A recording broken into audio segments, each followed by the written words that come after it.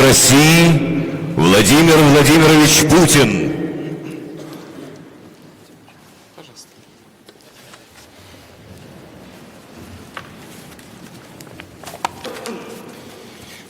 Добрый день, уважаемые коллеги. Государственность, тенденции ее развития.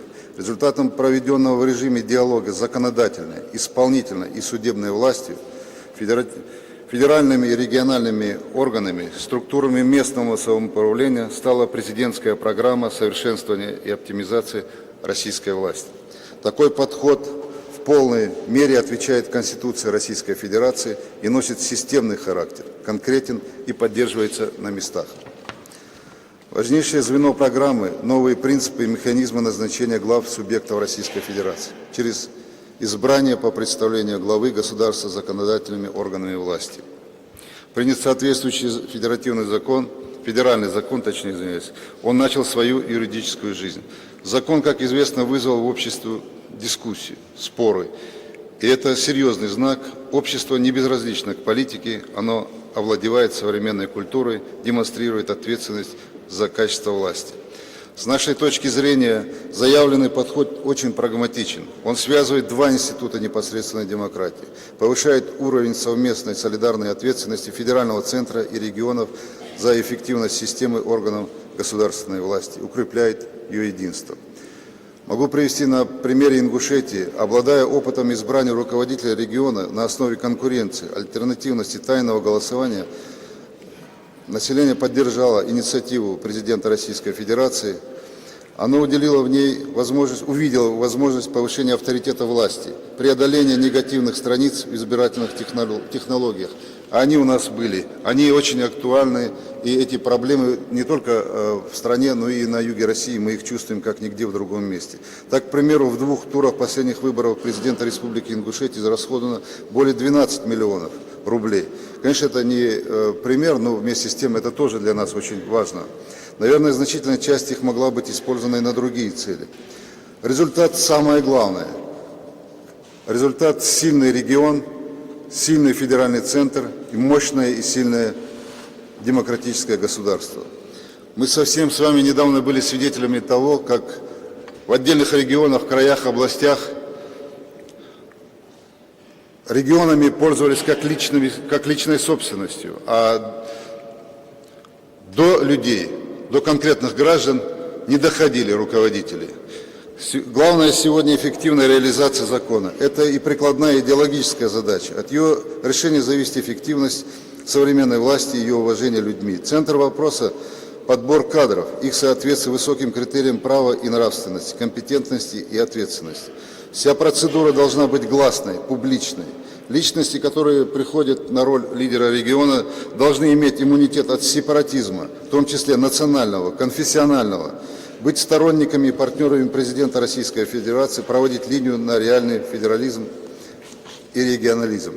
Их союзниками должны становиться как федеральные органы, представительства и работа которых на местах они теперь по законодательству обязаны координировать, так и местные органы власти. Особая роль отводится Общественной палате, которая призвана выполнять связь общества и власти, стать источником социальной информации и социального контроля.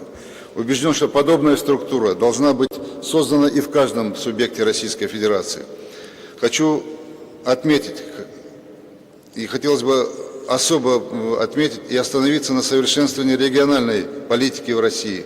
Мы, живущие в непростой, сложной обстановке на юге России, ощущаем необходимость перестройки межрегионального сотрудничества и партнерства. Это крайне важно как и для решения проблем региональной безопасности, борьбы с терроризмом, так и для достижения согласованных результатов в сфере экономики, культуры. Потенциал субъектов Российской Федерации должен раскрываться в рамках международной кооперации с административными единицами стран СНГ, Евросоюза, Совета Европы и так далее. Большая роль в этой связи принадлежит представителям президента в федеральных округах, структурам Министерства иностранных дел Российской Федерации, Совету Федерации и Государственной Думы. Считаю также целесообразным для учета особенностей Северокавказского региона и более четкой координации между федеральными и региональными органами власти учредить в Южном федеральном округе отделение Министерства регионального развития Российской Федерации. Кроме того, желательно ввести в практику привлечения национальных кадров к работе в центральных федеральных органов государственной власти. И наоборот, системный характер должно получить привлечение своего рода стажировка работников центрального звена исполнительной власти к деятельности местных органов. От такого подхода административный и управленческий выигрыш налицо. И последнее. Осознав значение оптимизации власти, усиление и укрепление авторитета в обществе, усиление ее единства, интегрированности, важно двигаться вперед. Подобные движения требуют встречных шагов, как со стороны федеральных, так и региональных законодателей. Крайне важно перенести решение вопроса эффективного государственного строительства в правовую плоскость. Соответствующие программы совершенствования работы региональных властных структур, думается, должны быть приняты в каждом субъекте Российской Федерации. Определенные аспекты координации, согласования следует решать в рамках партнерства с центральными и другими региональными структурами. Государственный совет Российской Федерации, мы сегодня можем говорить, что он эффективно функционирует.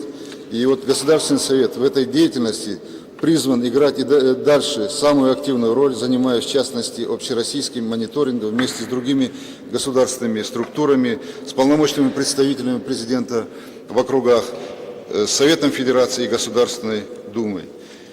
Я думаю, что та инициатива, которая была высказана президентом Российской Федерации, с которой выступил Владимир Владимирович на расширенном заседании правительства Российской Федерации, позволит укрепить, позволит сделать так, чтобы у нас не было так, чтобы регион существует сам по себе, федеральный центр сам по себе.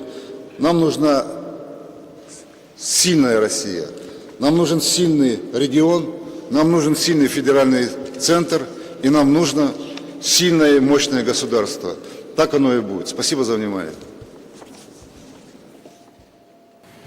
Спасибо большое.